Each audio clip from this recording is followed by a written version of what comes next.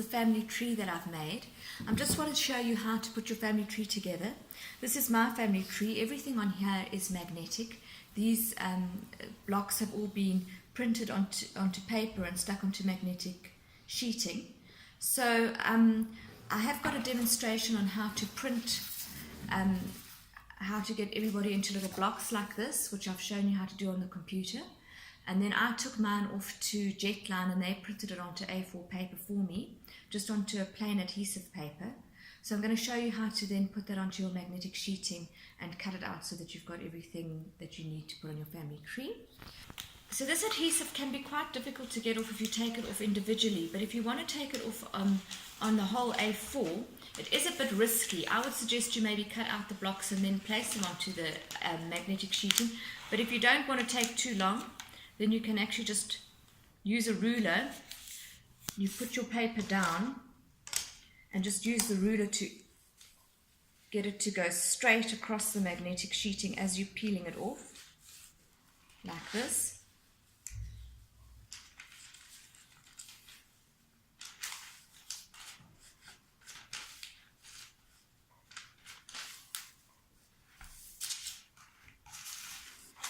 And that should come out fairly straight without too many bumps. But if you do have a lot of bumps and you've made a mistake, you can just use water to wash this off and start over again. And if you want to be very cautious, then you can cut out each little block, but leave a little bit of space so that when you've finished cutting them out, the final cut is on the magnetic sheeting. The next thing I do is I take the plastic. This is just a normal plastic that you put onto your school books to protect them, and I'm taking this plastic and just peeling this off as well, just to give it some protection. And I'm just doing exactly the same thing. I'm just putting it onto the A4 sheeting and using the ruler just to smooth it on,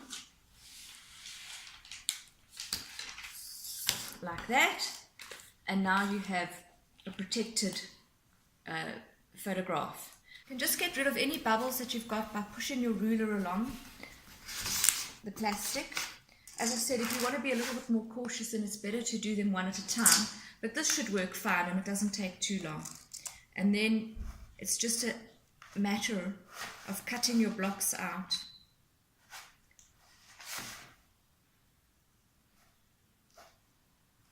To size. And you obviously do the final cutting at the end. And then everything will come out nice and neatly.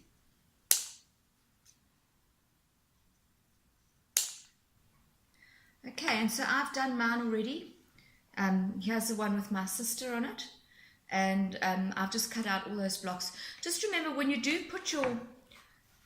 stick your paper to your magnetic sheeting, the shiny side should be at the back. The shiny side is what sticks to the magnetic sheet, the magnetic tree. So you stick your pictures or your paper onto the matte side. And then everything is magnetized, and you just then have got all your blocks and you can put them exactly where they're supposed to go on your family tree. I've got all the sizes and everything on my other video to show you exactly what sizes to make them.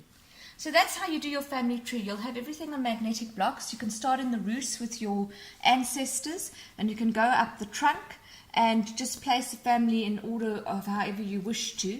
It also gives you space for if people have babies or the family grows, you can push everybody closer together and just let the tree grow as it does, and everything sticks there nicely, and you can let it grow. So you can leave it spread out if you want, and then as the family grows, you can make room for everybody else. And that's how you do your family tree.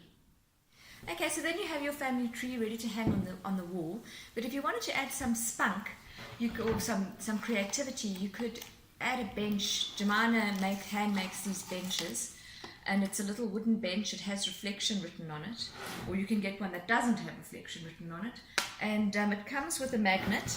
This will magnetize to the magnetic boarding, but over time it's going to pull the magnetic ability out of the magnetic sheeting. So the bench comes with a magnet, and you just attach it at the back with the magnet and move it into whichever position you want to move it into.